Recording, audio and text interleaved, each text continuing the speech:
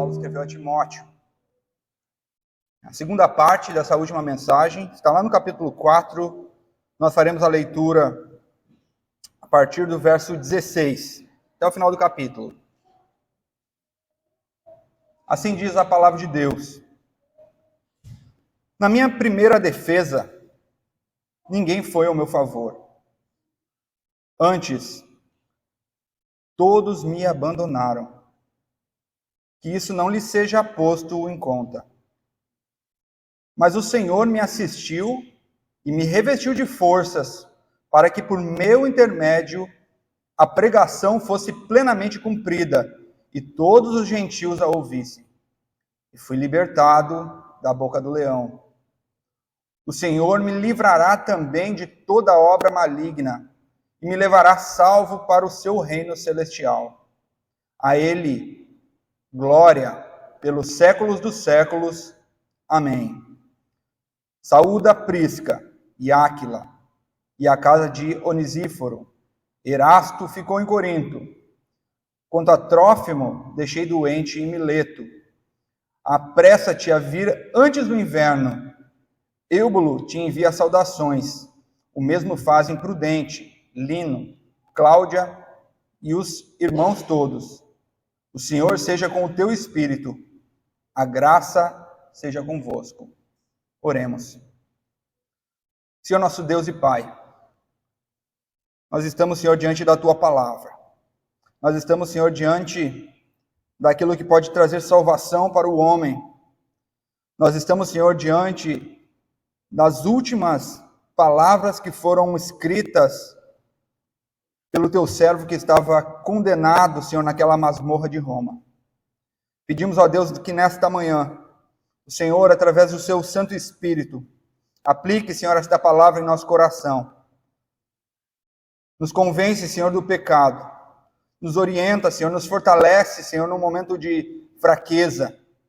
Nos fortalece, Senhor, em momentos ao qual nós, com os nossos olhos humanos, pensamos, ó Deus, por minutos que o Senhor nos abandonou. Então nos ajuda, Senhor, nas nossas decepções, nas nossas lutas e nas nossas perseguições. Nos ajuda, Senhor, nesta manhã, em nome do teu Filho Jesus. Amém.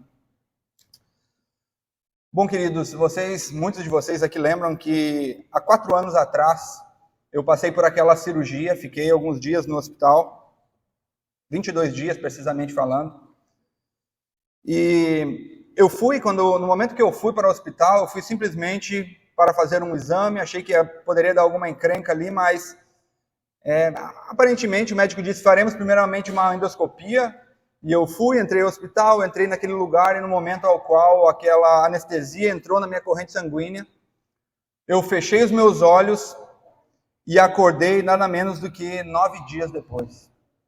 Quando os meus olhos abriram, no momento ao qual eu acordei, eu percebi que eu não podia falar.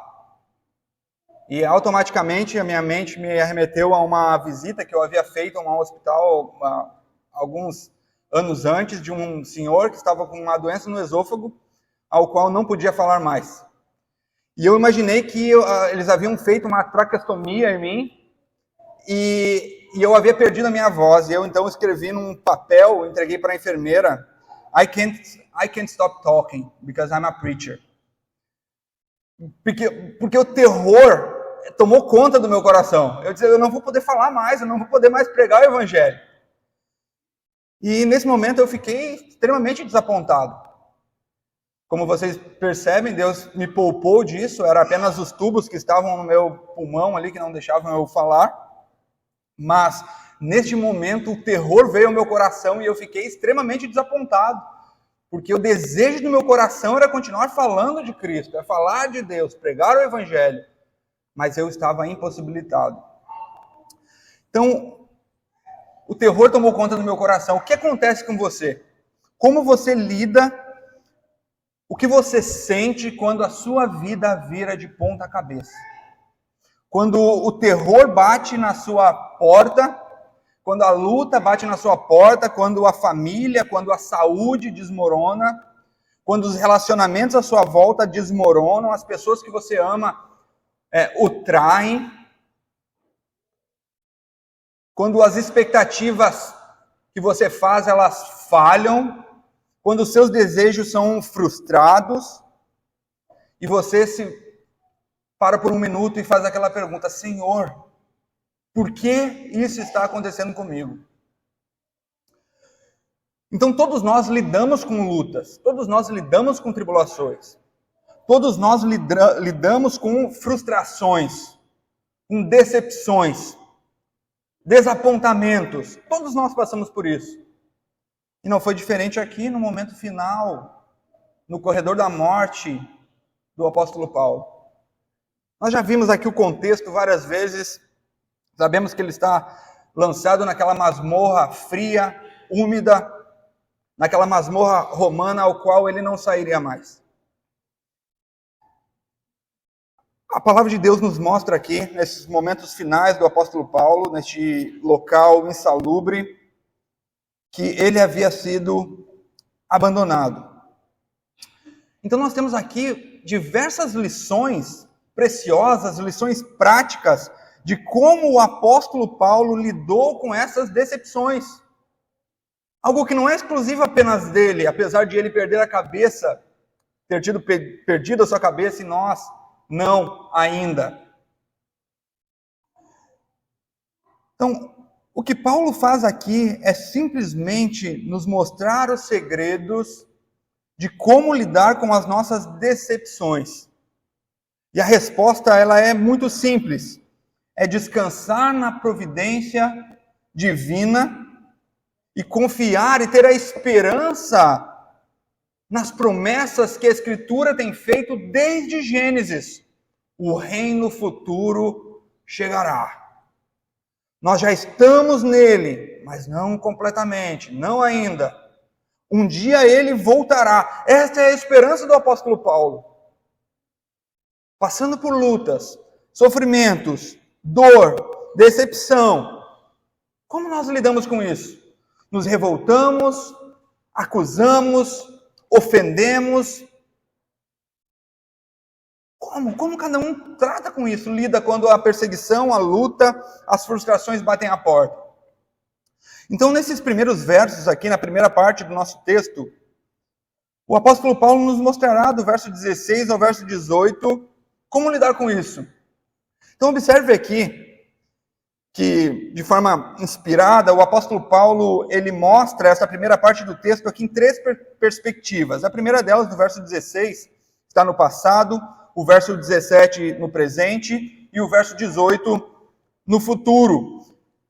E ele então vai nos mostrar como lidar com isso, nos dando 8 conselhos nessa primeira parte do texto. E ele começando então nessa perspectiva do passado, ele vai dizer que Deus permite que todos nós passemos por decepções. Todos nós passamos por isso. E o primeiro conselho que ele dará é: não se concentre em pessoas ou nas circunstâncias. Porque a primeira coisa que nós fazemos é acusar os outros. Acusar ali, identificar as circunstâncias. Parece que nós já vimos isso em algum momento da história. Quem sabe em Gênesis, lá no comecinho, quando uma série de acusações acontecem. Por que você comeu? Ah, foi a mulher. Por que você comeu? Ah, foi a serpente. Porque faz parte da natureza do homem. Acusar, achar um culpado para aquela situação. Mas observe aqui que o apóstolo Paulo, no verso 16, ele diz: na minha defesa ninguém foi a meu favor. Antes, todos me abandonaram. Que isso não lhe seja posto em conta.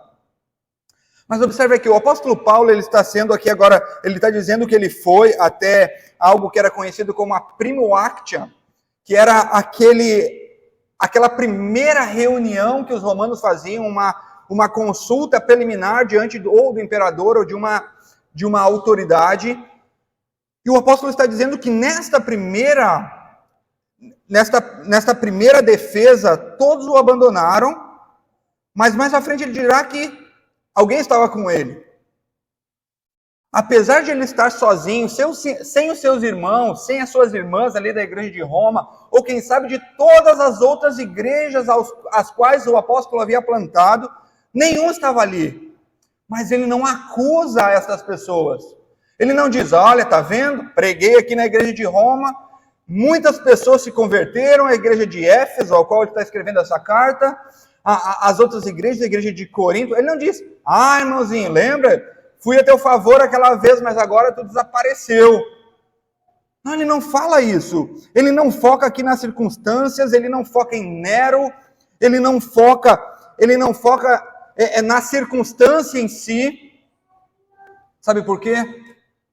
Porque ele sabe quem está no controle desta situação.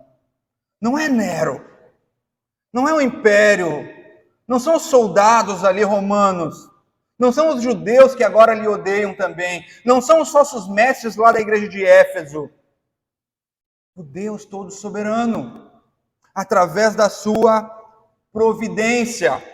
E aqui nós vemos um eco lá de Gênesis capítulo 50, 20, quando José fala o seguinte: vós, na verdade, intentastes o mal contra mim, porém Deus o tornou em bem, para fazer como vedes agora, que se conserve muita gente em vida. Então era necessário que o apóstolo Paulo estivesse preso naquele local, para que o propósito de Deus se cumprisse. E agora nós vemos aqui a perspectiva do presente. Então era necessário que ele estivesse preso lá, para que em determinado momento da história, os propósitos de Deus se cumprissem. É o que nós vemos no verso 17. Mas o Senhor me assistiu e me revestiu de forças, para que por meu intermédio a pregação fosse plenamente cumprida, e todos os gentios a ouvissem. E fui libertado da boca do leão. E aqui está o nosso segundo conselho: confie na providência de Deus. Confie na providência de Deus. Ele continua no controle. Ele continua governando todas as ações da sua vida. Ele continua assentado na cadeira de controle de todo o universo. É isso aqui que o apóstolo está dizendo. Mas não apenas isso, ele diz que apesar de todas as pessoas terem o abandonado, existia alguém que estava com ele. Mesmo neste momento de luta, mesmo neste momento de provação, ele dirá que o Senhor o assistiu e o revestiu de forças. Observem aqui lá na grande comissão, Mateus 28, 20. E eis que estou convosco todos os dias, até a consumação dos séculos. A promessa de que mesmo estando na prisão, mesmo estando na luta, no sofrimento, o Senhor estaria com eles.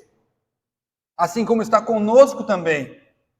Em Hebreus 13, 5 diz: de maneira alguma te deixarei, jamais te abandonarei. Então, naquele momento que está doendo, naquele momento que está sofrendo, naquele momento que ninguém consegue te entender, ninguém, quem sabe nem a sua esposa, nem o seu marido, nem os seus filhos, nem os seus pais, no momento que ninguém lhe entende, porque a dor está grande, a palavra de Deus, ela é clara, que o Senhor continua conosco, nos sustentando. O terceiro conselho que o apóstolo Paulo dá aqui, é que você precisa depender da sua presença e da força que vem dele. Às vezes é impossível alguém te fortalecer. Às vezes é impossível alguém te defender no momento de necessidade. Mas o apóstolo Paulo, no verso 17, diz: mas o Senhor me assistiu e me revestiu de forças. Os irmãos, as irmãs, as igrejas, todas me abandonaram neste momento. Mas o Senhor permaneceu comigo. Paulo, ele não estava aqui abandonado. Paulo, ele não foi lançado nessa cova, nesse covil aqui de lobos vorazes que eram estes romanos, abandonado como se fosse um ninguém. O nosso Senhor continuava com o apóstolo Paulo. Ele não foi abandonado a esta matilha. O apóstolo Paulo, neste momento da sua vida, ele estava pronto a responder para Nero ou para qualquer outra autoridade, assim como aqueles jovens, Sadraque, Mesaque e Abednego, haviam respondido para o imperador, para o rei. Lá em Daniel 3,17, a resposta desses jovens foi a seguinte: se assim for, o nosso Deus, a quem servimos, é capaz de nos libertar da fornalha de fogo ardente, e ele nos livrará da tua mão, ó rei. Mas, mesmo que não o faça, que te saiba, ó rei, que não serviremos aos teus deuses, nem adoraremos a imagem de ouro que criastes. Mesmo que seja na fornalha, mesmo que seja nesta prisão insalubre de Roma, mesmo que seja diante de Nero, eu estou pronto para perder a minha cabeça, mesmo nesta humilhação, mesmo neste desconforto, mesmo nesta luta, mesmo nesta solidão, eu estou pronto para perder a cabeça. É isso aqui que o apóstolo Paulo está dizendo para Timóteo. O Senhor me revestiu com a sua força, Ele me fortaleceu. Então observe aqui que a mesma palavra, nesse verso 17, me fortaleceu, é a mesma lá de Filipenses, capítulo 4, 13, quando ele escreve: tudo posso por meio daquele que me fortalece. Ou Atos 9, 22, e Saulo, porém, mais e mais se fortalecia e confundia os judeus que moravam em Damasco. O Efésios 6, 10, quando ele diz: quanto ao mais, sede fortalecidos na força e no seu poder. Sede fortalecidos em Deus. Um famoso erudito, professor de grego, A.T. Robertson, ele descreve isso como se fosse um derramamento de Deus. Deus derramou em mim o seu poder. Então, no momento do sofrimento, no momento da dor, você não tem força pessoal. Você não tem força pessoal para se levantar, mas o Senhor derrama essa força. Ele nos fortalece. E é por isso que nós continuamos perseverando. É por isso que Ele nos conduz nessa estrada que é árdua, nessa corrida com tantos obstáculos que nos faz cair e levantar. Mas não por nós mesmos, mas porque Ele nos levanta e diz: vai mais um pouco, falta pouco. Continua correndo, não para. Essa é a linguagem que ele usou aqui no início das cartas. Então nós precisamos confiar nos propósitos dele. É a sua quarta dica, seu quarto conselho. Confiar nos seus propósitos. Por quê? Porque mesmo em meio à luta, mesmo quando os nossos olhos não enxergam, mesmo quando está doendo, o Senhor continua trabalhando na sua vida. Porque Ele tem os seus propósitos. E qual era o propósito aqui? Então nós vemos que o apóstolo Paulo, ele é o instrumento disso. Quando a palavra de Deus diz: por meu intermédio. Como estava a situação desse instrumento neste momento? Frio, fome, jogado numa masmorra, abandonado pelos seus amigos, querendo ler um pouquinho mais, longe dos seus livros. E para aqueles aqui que gostam de teologia, sabe quão doloroso é ficar longe dos seus livros. Então Deus tinha um propósito para ser cumprido pela vida deste instrumento, por intermédio de Paulo. Qual era o propósito? No verso 17 ele diz que a pregação fosse plenamente cumprida, para que nós, os gentios, ouvissem o Evangelho. Então, para que você e eu tenhamos acesso a esta palavra, foi necessário que um apóstolo perdesse a sua cabeça. Foi necessário que um homem fosse lançado numa masmorra. Não apenas testemunhasse como um dos propósitos na frente do imperador, na frente de Nero, na frente do governo, príncipes, reis, mas que nós tivéssemos o acesso à palavra que conduz à salvação eterna. Era necessário. Calvino, comentando esse texto em algumas edições, diz assim: mesmo quando o mundo inteiro espumou de loucura contra Paulo e toda a assistência humana falhou com Paulo, Paulo viu o propósito de Deus e atravessou a porta aberta para ele compartilhar a verdade da salvação aos líderes de Roma. Então nós temos o propósito de ele pregar aos reis. Como ele havia chamado? Ele seria aquele que pregaria diante de reis. Mas também deu acesso a nós a ouvir o evangelho, como aquele que pregou em Filipos, onde abre as portas para a Europa. Esse foi o sermão do apóstolo Paulo.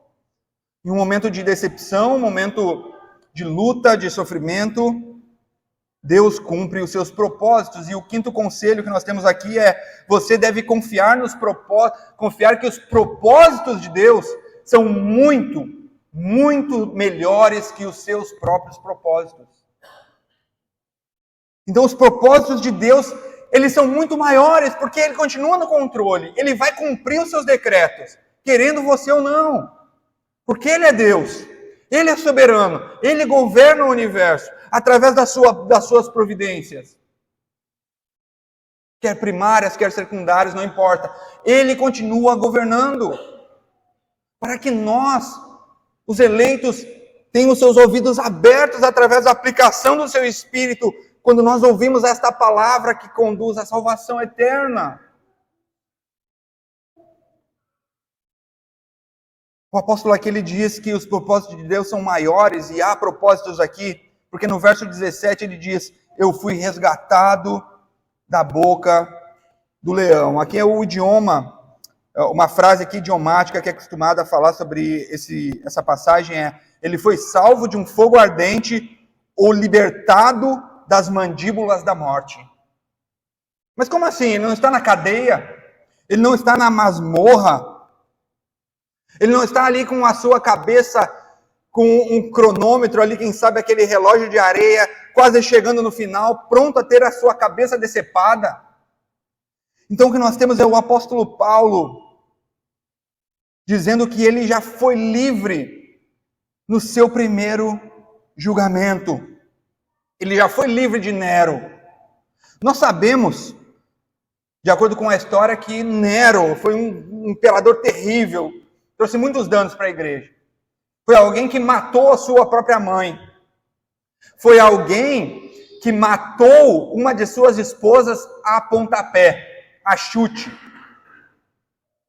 E agora o apóstolo Paulo está diante deste homem para testemunhar do evangelho. Este homem ele tinha o poder de burlar as leis de Roma. Não interessava se o apóstolo era alguém que era romano.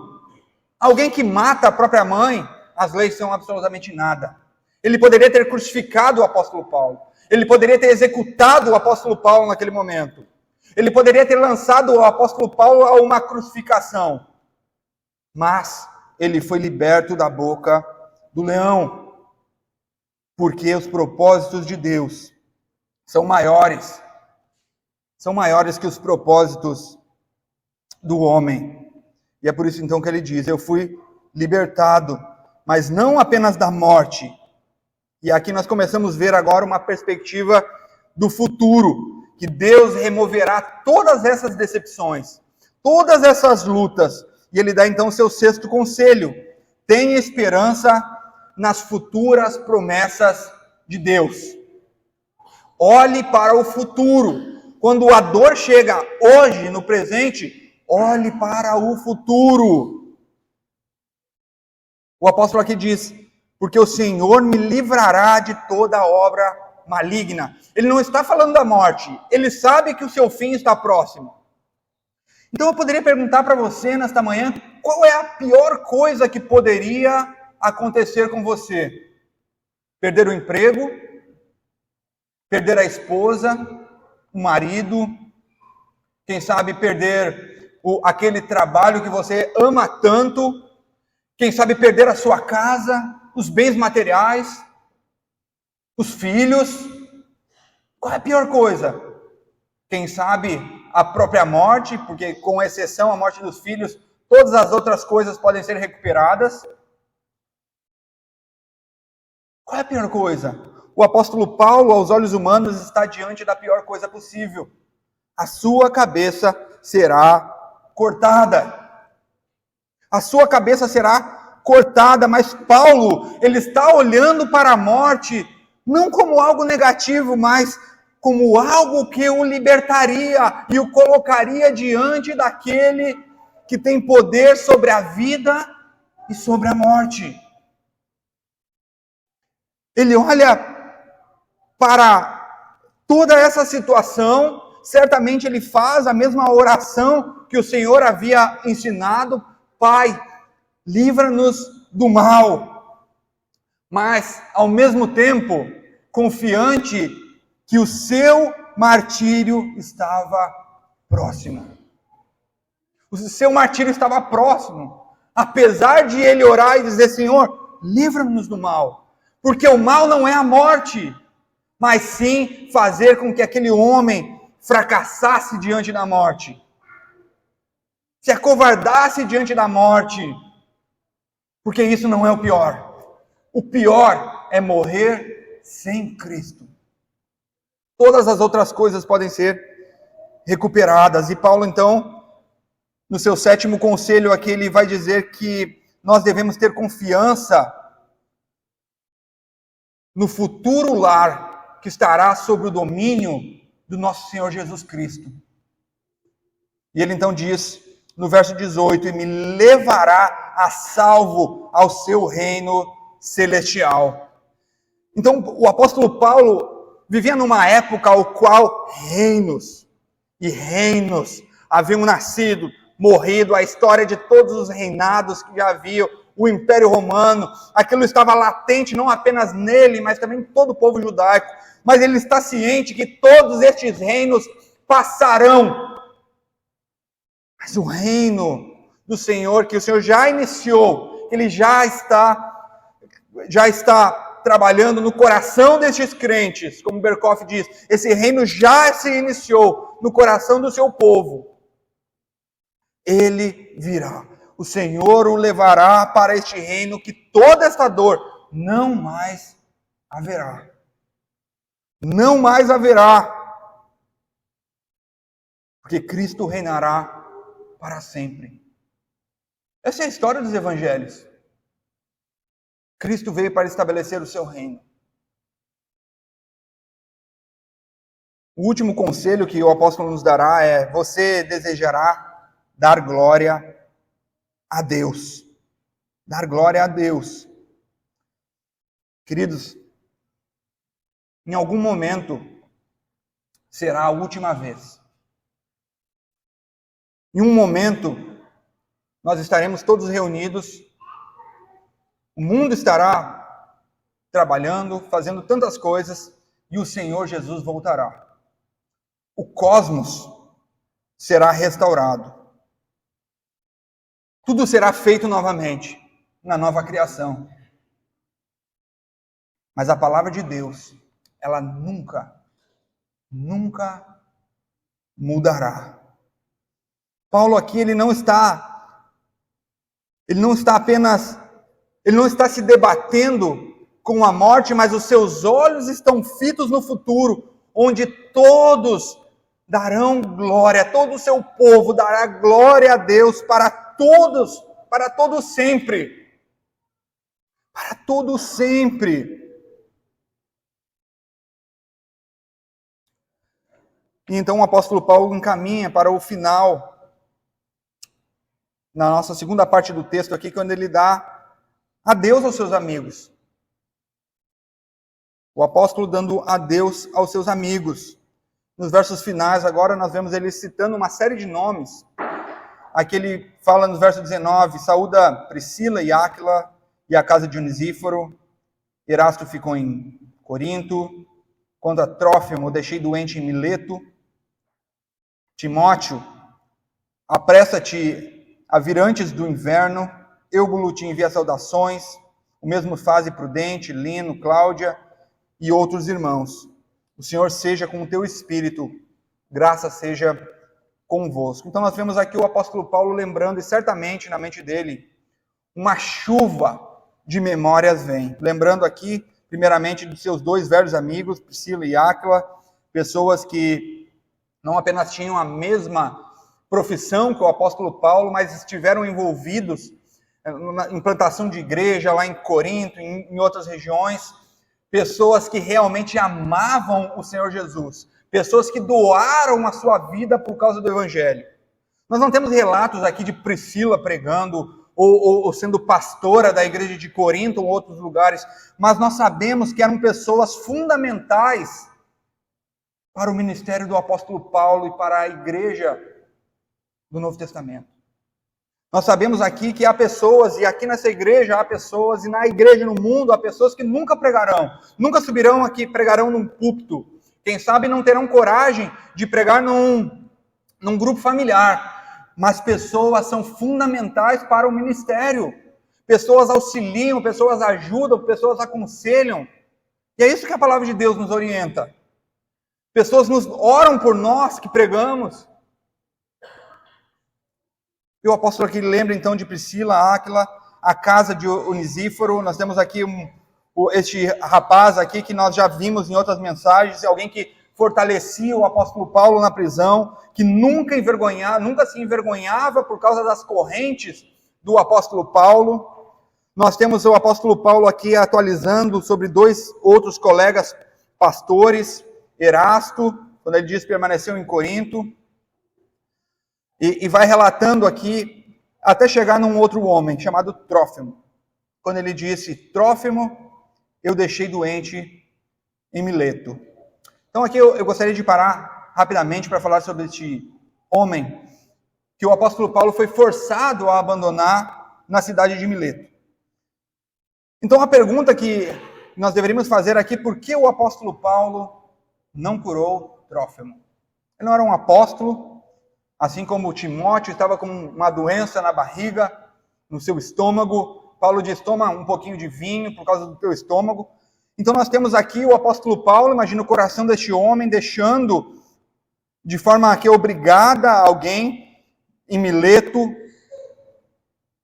Então aqui o que nós vemos é que os sinais que haviam sido dados para o apóstolo Paulo e para os outros apóstolos já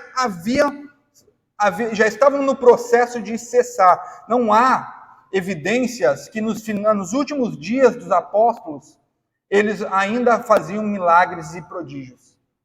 Quanto mais hoje, 2000 anos depois. Estes sinais e prodígios foram dados para aqueles 12 homens, para sinais, para que os judeus vissem e dissessem, olha, é realmente isso que está escrito em todo o Antigo Testamento. Esses sinais seguiriam aqueles. Então nós temos, mas isso eu não quero dizer que o Senhor não pode efetuar uma cura em nossos dias. E é por isso que nós oramos como igreja, como corpo, e suplicamos, Senhor, como fazemos todas as terças-feiras, Senhor, cura essa pessoa de câncer. E Ele faz, nós temos visto. Mas estes sinais e prodígios eram específicos para esta época. Não há alguém, muito menos apóstolos em nossos dias. Então nós temos aqui o apóstolo Paulo dizendo para Timóteo, olha, deixei ele doente. Então, algumas pessoas dizem que Trófimo, ele estava com Paulo em diversas regiões onde aconteceram esses milagres, mas não foi da vontade de Deus que este homem aqui fosse curado. Então, nós podemos aprender aqui que nem sempre as pessoas serão curadas das suas enfermidades.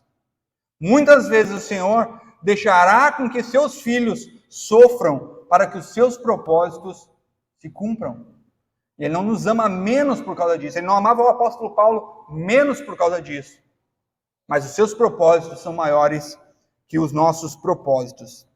E ele continua então, e ele faz aqui um pedido muito pessoal, repetindo uma segunda vez aqui a Timóteo, quando ele diz: apressa-te a vir antes do inverno.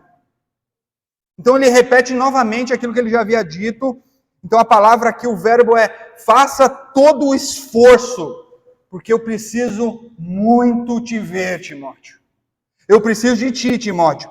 Vem, porque eu estou aqui congelando até o osso nessa masmorra. Eu preciso da minha capa, eu preciso dos meus livros, eu preciso dos meus pergaminhos, mas eu também quero te ver. Eu preciso de ti, meu discípulo amado. Então nós esperamos, esse é o desejo do nosso coração, que Timóteo, assim que pegou essa carta em suas mãos, ele imediatamente tenha despachado alguém até Trófimo, para que este homem fosse cuidado, até Mileto, para que Trófimo fosse cuidado, que ele desesperadamente tenha feito as suas malas, comprado as suas passagens e ter sumido, buscando pelo meio do caminho João Marcos, vem cá, o apóstolo nos mandou uma carta, tu vai comigo porque tu é útil lá. Mas a verdade é que nós não temos certeza, não sabemos se realmente Timóteo conseguiu encontrar o apóstolo Paulo, tenha chego lá antes do inverno, mas esse é o nosso desejo. Um dia, quem sabe, nós poderemos perguntar para ele: e aí, Timóteo, chegou lá ou não chegou? Mas hoje nós não sabemos. E ele então vai finalizando, falando sobre mais alguns outros irmãos.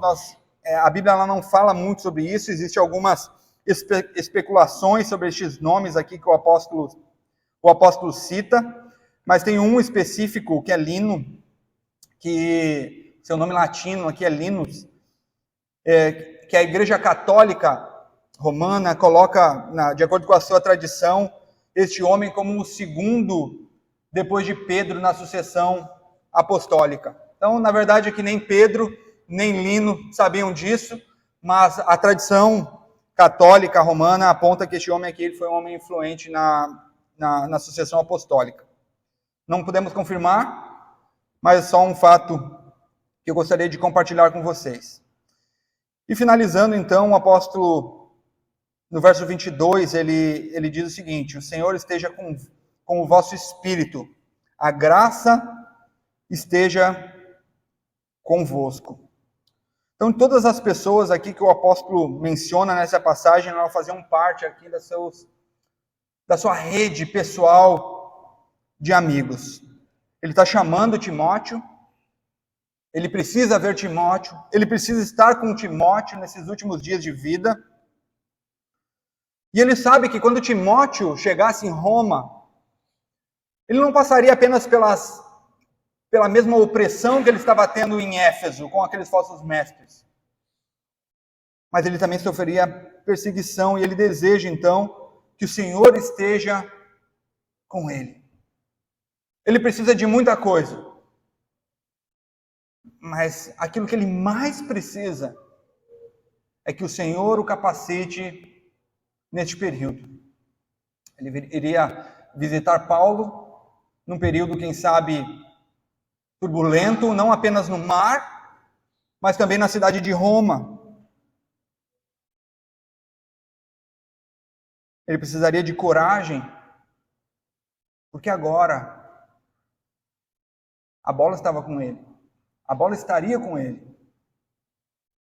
O seu líder, em poucos momentos, perderia a sua cabeça.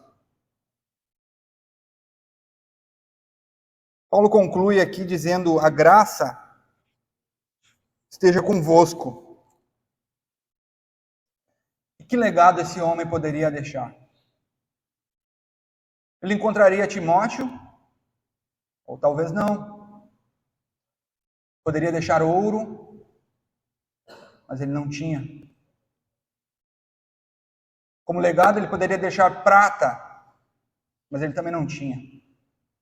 Ele poderia deixar pedras preciosas, mas também ele não tinha. Paulo não tinha mais nada o que fazer. Seu ministério já estava completo. Os soldados, nesse momento, poderiam lançar sorte da sua capa, assim como haviam feito com a capa do nosso Senhor Jesus Cristo. Paulo, ele tinha graça era tudo que o apóstolo Paulo necessitava, e era tudo que o apóstolo Paulo tinha. A tradição aponta que o martírio do apóstolo Paulo aconteceu em meados do ano 67. No ano seguinte, Nero, seu carrasco, cometeu suicídio. Nero, no momento do seu suicídio, ele fecha os seus olhos e por um instante, quando ele os abre, Nero está no inferno, onde ele está até hoje e estará para todo sempre.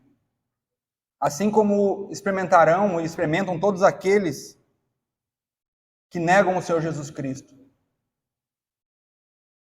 Possivelmente naquele fatídico dia, um dos soldados recebeu a carta de execução.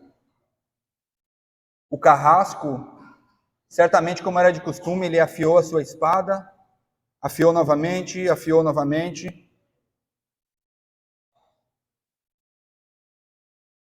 Paulo, em um determinado momento, foi chamado naquela masmorra, ou como cidadão, ou como servo, ou como apenas pelo nome, foi carregado com as suas correntes. O apóstolo Paulo se despede do seu amigo, do seu amado médico, Lucas. O apóstolo Paulo é conduzido ao quarteirão. Diante do seu carrasco, provavelmente o apóstolo Paulo tinha palavras gentis e uma palavra de testemunho sobre aonde ele estaria em poucos momentos, em poucos instantes. Ele inclina sua cabeça ao cepo e com um golpe de espada, a sua cabeça ela é separada do seu corpo.